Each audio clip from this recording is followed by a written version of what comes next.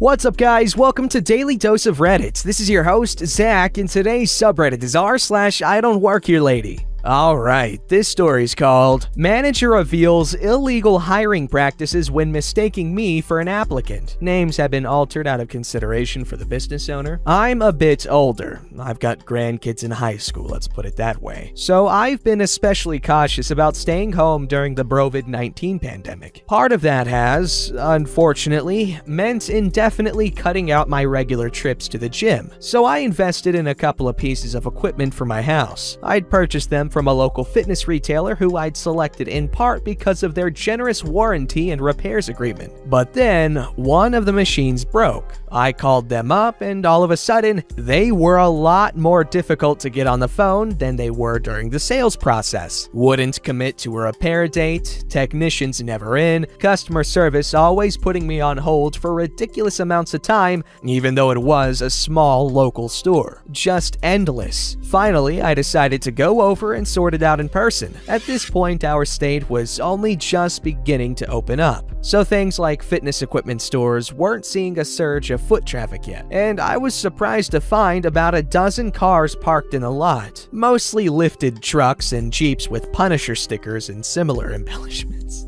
God dang. I figured that made sense for the kind of clientele whose first order of business after a nationwide shutdown would be to get to the gym equipment store. I didn't really think much else of it at the time. I was just coming from a full morning of Zoom meetings, so I was wearing business appropriate attire. Dress pants, pearls, knit turtleneck, the works. I came in and saw a line of buff, meaty guys lingering around near a counter, looking as though they'd also just come from work and figured they too were waiting to talk to customer service. They looked surprised to see me, but I figured it was because most old people are staying put right now if they can help it. I gave a polite wave and otherwise kept my distance. After a few moments, I realized the employees were calling the buff meaty guys by name and taking them into a back office to deal with their concerns, and I figured it was a social distancing measure. So I went over to a guy wearing a store uniform, calling names, and asked, "Excuse me, do I have to take a ticket or get my name on a list or something?" He seemed surprised too. But again, I chalked it up to age. He said to wait a minute. I asked if I should get started on any paperwork. A lot of the guys were filling things out, and I figured they were claims related to repairs or other information I need to provide to expedite the process. But he just kept insisting I wait there. Meanwhile, a more senior guy kept surfacing every few minutes, calling for people to talk to him in the back. "Brett, Tony." But the more junior guy pulled him to the side and pointed me out. I waved. The more senior guy came over and asked, "Hi, ma'am, are you sure you're in the right place?" And I replied, "Oh, definitely. I've been planning to come down here all week." And he said, "All right then,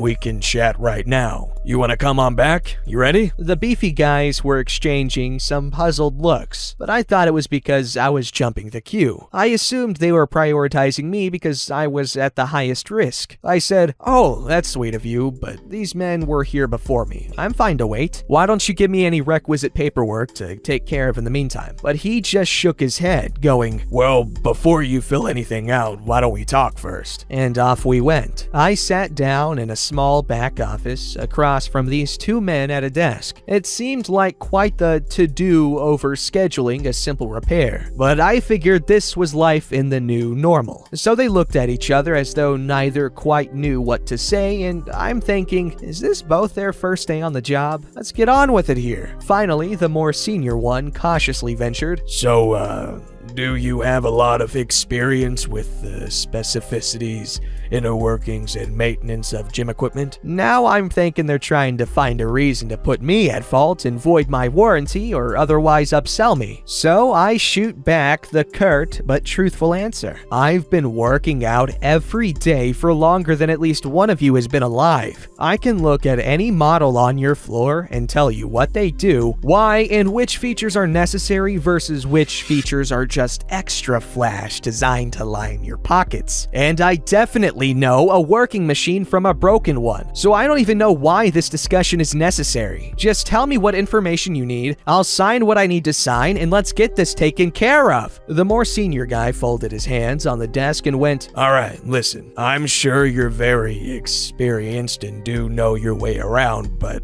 okay, listen, how old are you?" What? There was no universe in which he needed that information to get a repair tech to my house. I was really and truly lost at that point. Was he coming on to me? Was he insinuating there was no use in fixing my machine because I'd be dead soon enough anyway? What? What could that possibly have to do with anything? You have no right to ask me that. The more junior guy whispers, "Hey, yeah, I don't think you're legally allowed to ask that." So that's when it all starts to click for me. The senior guy, in rank only, he couldn't have been a day over 30, put his hand up in a shut up gesture to his partner and continues. I can't tell if he's trying to walk back his earlier statement or double down on it, going, "It's just that when the clients come in, they're gonna have a much easier time trusting someone who looks like them. So it's not even so much about age than that you're a woman." The junior guy gasps in pain dismay. "Bro, no!" and turns to me, switching into professional mode from night to day in an instant. "What my colleague meant to convey is that we are targeting a certain demographic,"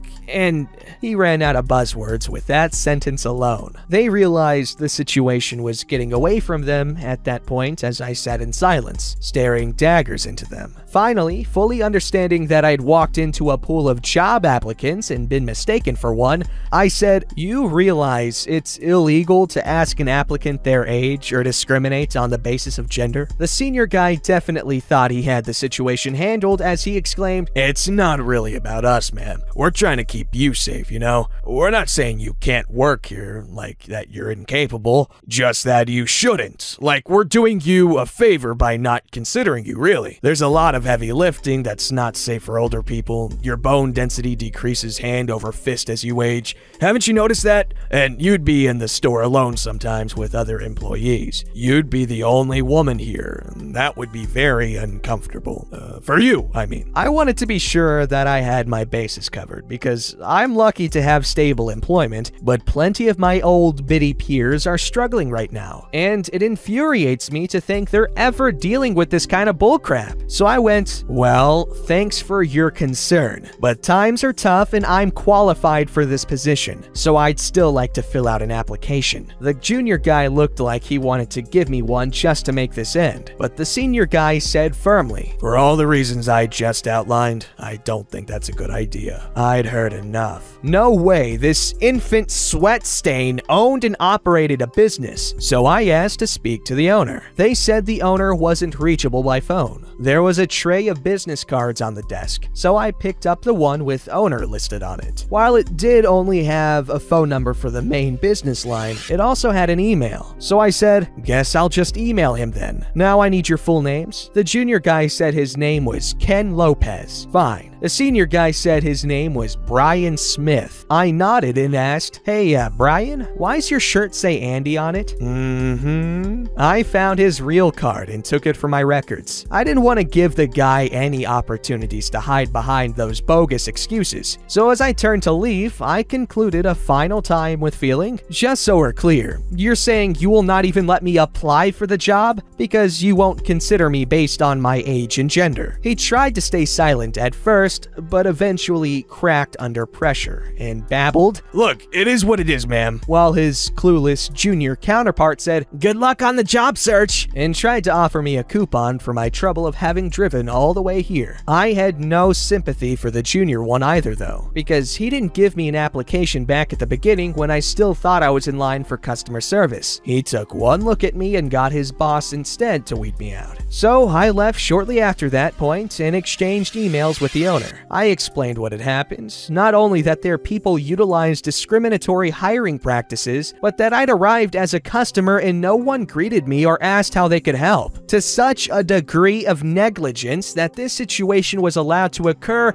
without either ever realizing I was a customer. I still didn't get a job application, but that's quite alright. My current employer probably wouldn't be too thrilled to hear I was shopping other offers. What I did get was a swift, hassle-free repair of my machine and a direct number to contact for the future. The owner also later called to personally apologize and informed me the senior guy had been let go and the younger one disciplined. The kicker? The business owner was a woman! Yikes. Alright, this story's called Helped Woman with Her Makeup Purchase Only to Have Her Follow Me for Over 2 Hours Down Dark Streets. When I was in university in the UK, I was obsessed with MAC makeup, particularly with collecting every shade of lipstick in all of the limited edition packaging. I used to go to the MAC store at least twice a week, just for fun most times, and the makeup artists knew me by name. If it was super empty, we would try makeup on each other. That's so cool. Now that you know the background, let's begin with the kinda crazy woman. I was wearing denim dungarees with sandal. What? I had no makeup on and had my backpack on since I just finished with classes. Basically, there was no way I could actually work for MAC. They wore all black, makeup completely done. It was crazy busy because a very sought-after collection had just been released, and the makeup artists were swamped. In walks a sweet old woman with wide eyes and a big smile. She looks really confused, and I see her struggling with the lipsticks, my absolute passion at the time. I'm here enough to see how the associates handle this. So when she was trying to wear it straight from the display tube, I walked up to her and tell her that it's dirty and that she needs to sanitize it before she puts it on her lips. She didn't know how, and the artists who usually do it were busy, so I helped her. I also helped her pick out a lipstick since she kept following me around asking for advice as I browsed. I didn't mind. I wasn't busy anyway.